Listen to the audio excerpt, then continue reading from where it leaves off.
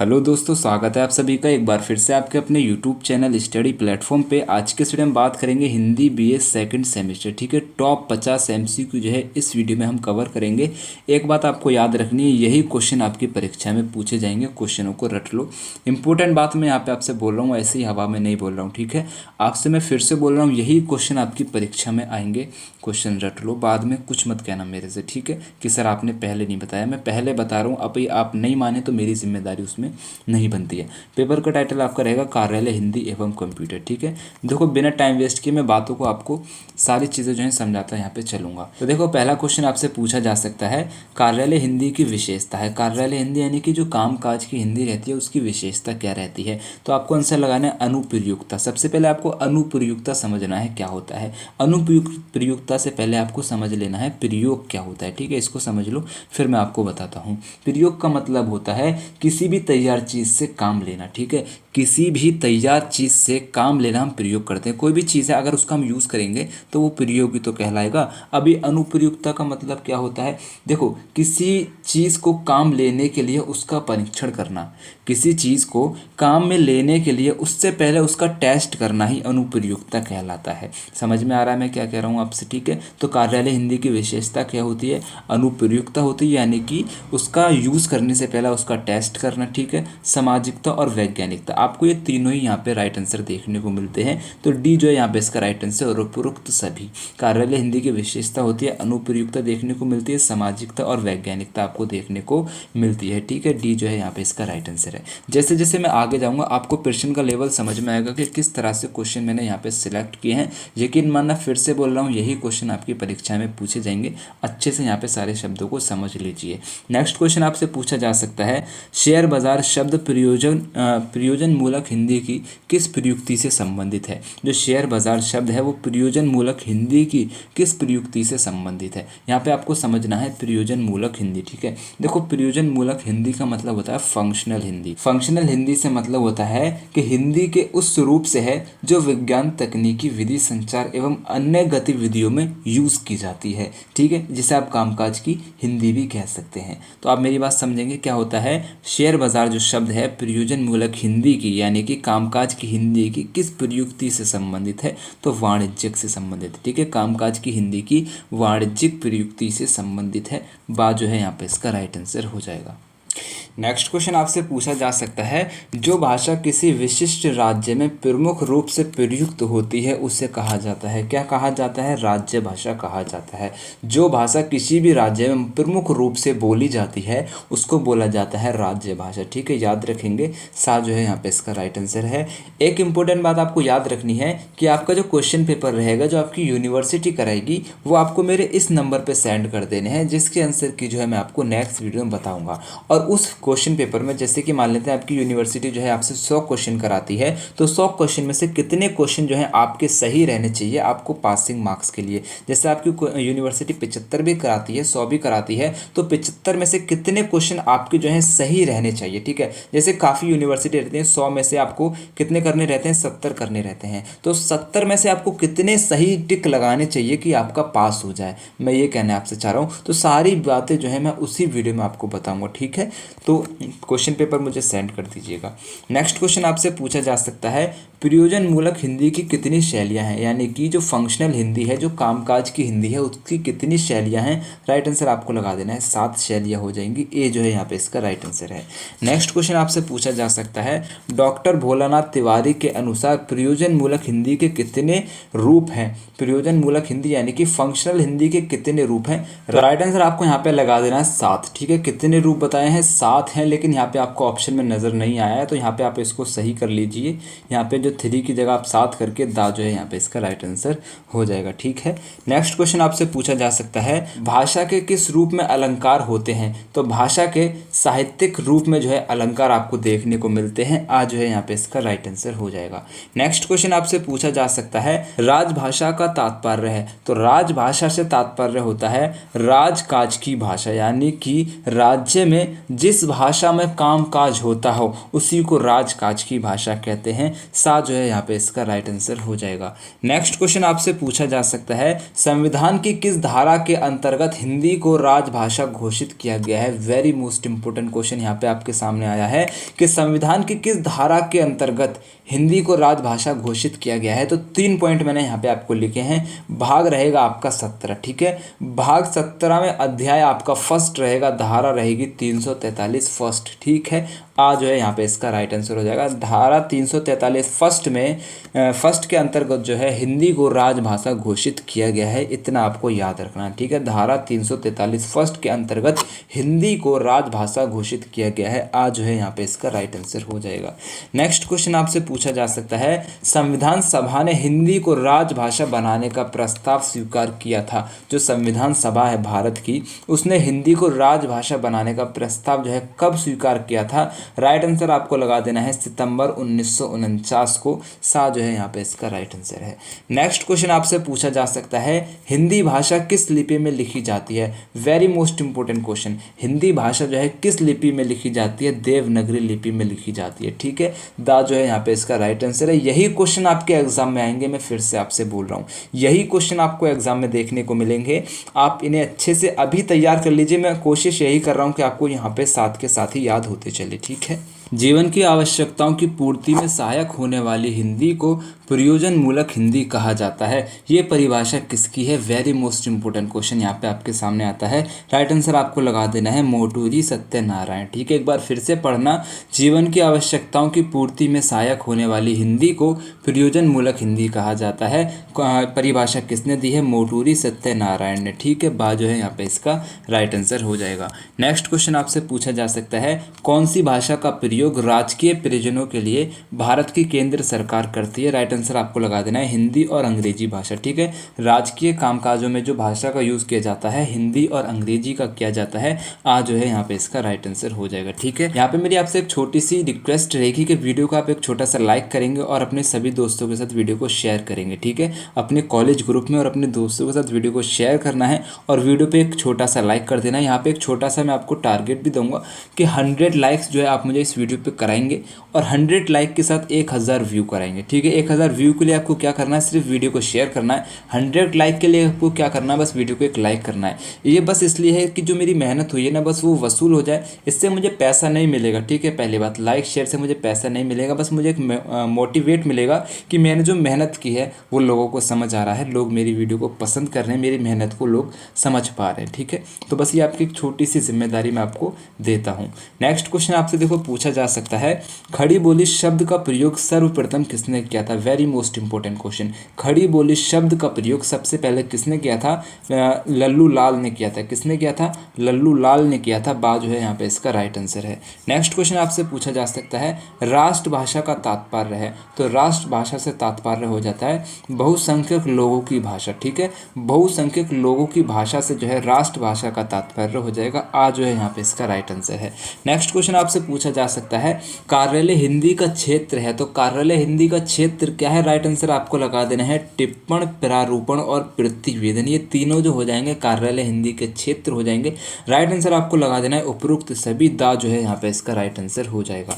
Next question आपसे पूछा जा सकता है, कार्यालय हिंदी को दफ्तरी भाषा नाम किस विद्वान ने दिया। Very most important question. कार्यालय हिंदी को दफ्तरी भाषा किस विद्वान ने नाम दिया है। राइट आंसर आपको लगा देना है डॉक्टर हरदेव बहारी ने, ठीक है। किसने, डॉक्टर हरदेव बहारी ने, ठीक है। नेक्स्ट क्वेश्चन आपसे पूछा जा सकता है, मुहावरेदार भाषा होती है। मुहावरेदार जो भाषा होती है वो क्या होती है, साहित्यिक हिंदी होती है, ठीक है। साहित्यिक हिंदी को मुहावरेदार भाषा भी कहते हैं, आप ऐसा भी कह सकते हैं। बा जो है यहाँ पे इसका राइट आंसर हो जाएगा। नेक्स्ट क्वेश्चन आपसे पूछा जा सकता है, कार्यालय हिंदी का गुण है। तो कार्यालय हिंदी का गुण क्या होता है, औपचारिकता, सरलता और तार्किकता, ठीक है। आपको सरलता देखने को मिलेगी, आपको तार्किकता देखने को मिलेगी। ठीक है, आपको औपचारिकता भी देखने को मिलेगी।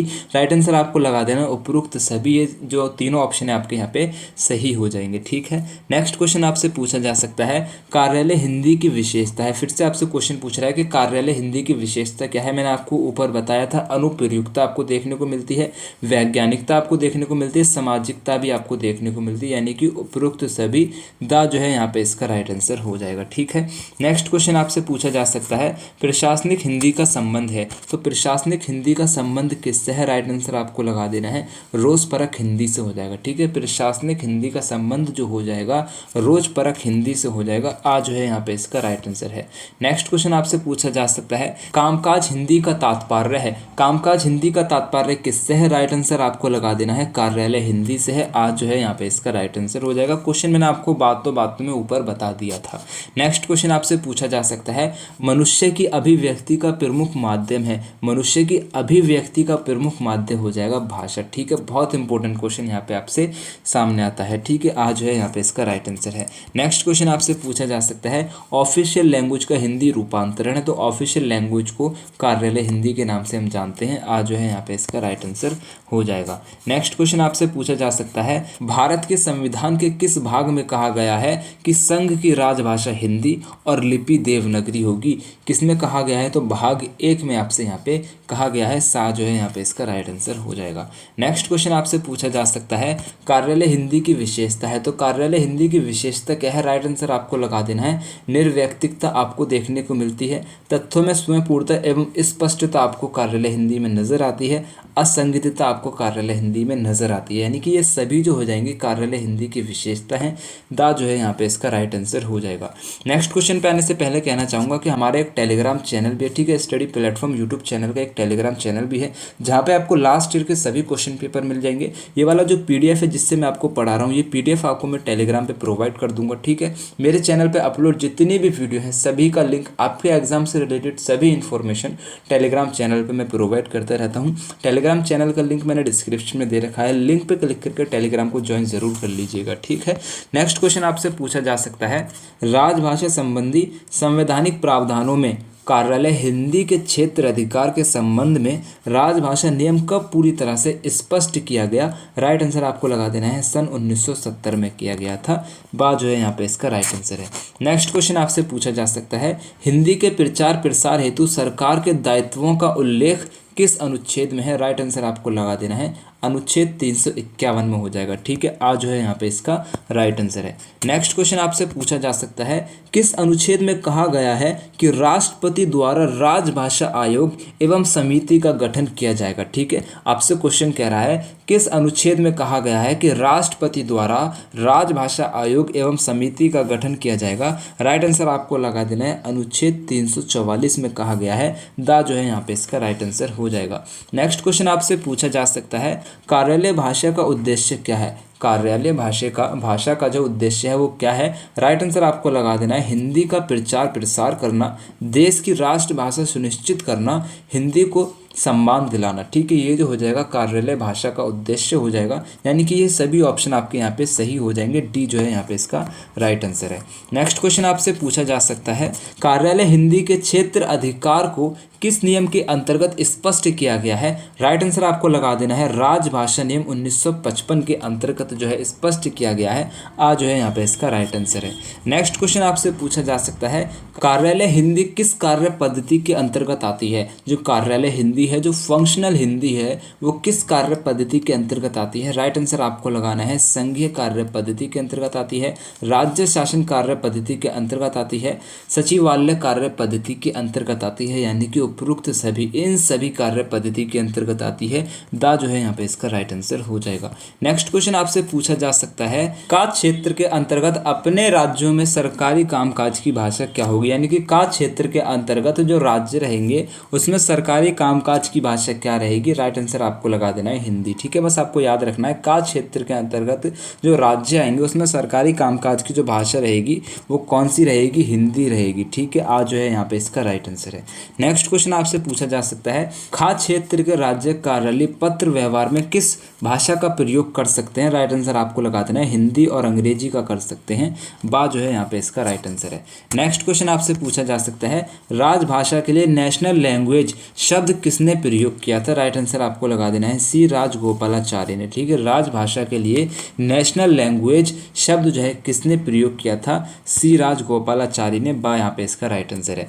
नेक्स्ट क्वेश्चन आपसे पूछा जा सकता है, राजभाषा आयोग का गठन कब किया गया था? इंपॉर्टेंट क्वेश्चन है। सन 1955 में राजभाषा आयोग का गठन किया जाता है, बा जो है यहाँ पे इसका राइट आंसर है। इंपॉर्टेंट क्वेश्चन है, देखो मैं फिर से बोल रहा हूँ, यही क्वेश्चन आपको एग्जाम में देखने को मिलेंगे, यकीन मान लो। नेक्स्ट क्वेश्चन आपसे पूछा जा सकता है, भारत में कानून मंत्रालय में राजभाषा विभाग की स्थापना कब की गई थी? राइट आंसर आपको लगाना है सन 1975 में भारत में कानून मंत्रालय में राजभाषा विभाग की स्थापना की जाती है, आज जो है यहाँ पे इसका राइट आंसर है। नेक्स्ट क्वेश्चन आपसे पूछा जा सकता है, सन 1925 में गठित प्रथम राजभाषा आयोग के अध्यक्ष थे, कौन थे? बीजी खैर थे। इंपॉर्टेंट क्वेश्चन है, सन 1955 में गठित प्रथम राजभाषा आयोग। ठीक है, राजभाषा आयोग जो है कब गठित किया गया था? 1955 में। उसके अध्यक्ष कौन थे? बीजी खैर थे। ठीक है, आज जो है यहाँ पे इसका राइट आंसर हो जाएगा। नेक्स्ट क्वेश्चन आपसे पूछा जा सकता है, कार्यालय भाषा किसे कहा जाता है? तो कार्यालय भाषा कहा जाता है जिस भाषा में देश प्रदेश का कामकाज होता है, उसी को कार्यालय भाषा कहते हैं, आज जो है यहाँ पे इसका राइट आंसर हो जाएगा। नेक्स्ट क्वेश्चन आपसे पूछा जा सकता है, विभाषा किसे कहते हैं? तो विभाषा कहते हैं हिंदी क्षेत्र की प्रमुख बोलियों को। ठीक है, हिंदी क्षेत्र की प्रमुख बोलियों को विभाषा कहते हैं, बात जो है यहाँ पे इसका राइट आंसर है। नेक्स्ट क्वेश्चन आपसे पूछा जा सकता है, हिंदी शब्द की उत्पत्ति कहाँ हुई? हिंदी शब्द की उत्पत्ति ईरान में हुई थी। ठीक है, इंपॉर्टेंट क्वेश्चन है, हिंदी शब्द की उत्पत्ति जो है ईरान में होती है। ठीक है, हिंदुस्तान मत कर देना, भारत मत कर देना। नेक्स्ट क्वेश्चन आपसे पूछा जा सकता है, ईरानियों के प्रसिद्ध ग्रंथ जैन अवेस्था की भाषा किस भारतीय ग्रंथ से मिलती है? इंपॉर्टेंट क्वेश्चन है, ऋग्वेद से मिलती है, सा जो है यहाँ पे इसका राइट आंसर है। नेक्स्ट क्वेश्चन आपसे पूछा जा सकता है, निम्नलिखित में से किसने अपने साहित्य में हिंदी शब्द का प्रयोग किया है? राइट आंसर आपको लगा देना है, अलबरूनी ने भी किया है, अमीर खुसरो ने भी किया है, अबुल फजल ने भी किया है, यानी कि इन सभी ने जो है अपने साहित्य में हिंदी शब्द का प्रयोग किया है, दा जो है यहाँ पे इसका राइट आंसर हो जाएगा। नेक्स्ट क्वेश्चन आपसे पूछा जा सकता है, जफरनामा में भाषा के लिए किस शब्द का प्रयोग किया गया है? जफरनामा में भाषा के लिए किस शब्द का प्रयोग किया गया है? राइट आंसर आपको लगा देना है, हिंदी का प्रयोग किया गया है, आज जो है यहाँ पे इसका राइट आंसर है। नेक्स्ट क्वेश्चन आपसे पूछा जा सकता है, हिंदी भाषा का जन्म हुआ है, तो हिंदी भाषा का जन्म जो हुआ है शोरसेनी अपभ्रंश से हुआ है, आज जो है यहाँ पे इसका राइट आंसर है। वेरी मोस्ट इंपोर्टेंट क्वेश्चन है, मैं आपसे बोल रहा हूँ, हिंदी भाषा का जन्म जो हुआ है ना शोरसेनी अपभ्रंश से हुआ है, आज जो है यहाँ पे इसका राइट आंसर हो जाएगा। नेक्स्ट क्वेश्चन आपसे पूछा जा सकता है, हिंदी को देशी भाषा के रूप में मान्य करने वाले थे, यानी कि मान्यता देने वाले व्यक्ति कौन थे? राइट आंसर आपको लगा देना है, captain William, captain Tell, captain William Price. ठीक है, यानी कि ये सभी जो हो जाएंगे हिंदी को देशी भाषा के रूप में मान्यता देने वाले व्यक्ति हो जाएंगे, दा जो है यहाँ पे इसका राइट आंसर हो जाएगा। नेक्स्ट क्वेश्चन आपसे पूछा जा सकता है, हिंदी को नई चाल में ढली हिंदी किसने कहा? बहुत इंपॉर्टेंट क्वेश्चन है, हिंदी को नई चाल में ढली हिंदी किसने कहा था? राइट आंसर आपको लगा देना है, भारतेंदु हरीशचंद्र ने। ठीक है, बहुत इंपॉर्टेंट क्वेश्चन है, क्वेश्चन रिपीट हुआ है लास्ट 2 ईयर। ठीक है, पिछले 2 साल ये क्वेश्चन आपसे लगातार पूछा गया है, इस बार भी पूछा जाएगा, याद कर लेना। हिंदी को नई चाल में ढली हिंदी किसने कहा है? भारतेंदु हरीशचंद्र ने कहा है, आज जो है यहाँ पे इसका राइट आंसर हो जाएगा। नेक्स्ट क्वेश्चन आपसे पूछा जा सकता है, हिंदी भाषा की आदि जननी है, तो हिंदी भाषा की आदि जननी भाषा हो जाएगी संस्कृत। कौन सी हो जाएगी? संस्कृत हो जाएगी। ठीक है, सा जो है यहाँ पे इसका राइट आंसर हो जाएगा। आप यहाँ तक वीडियो में रहे, आपका दिल से शुक्रिया, मेरी तरफ से, मेरी टीम की तरफ से आप सभी का दिल से शुक्रिया। ठीक है, वीडियो को लाइक करना मत भूलना, शेयर करना मत भूलना, चैनल को सब्सक्राइब नहीं किया है सब्सक्राइब करके बेल आइकन को ऑन कर लेना। उम्मीद करता हूँ वीडियो आपको पसंद आया होगा। ठीक है, तो मेरी तरफ से आप सभी को बेस्ट ऑफ लक, अच्छे से पेपर करके आना, अपना क्वेश्चन पेपर मुझे सेंड ज़रूर कर देना। ठीक है, फिर अल्लाह हाफिज़।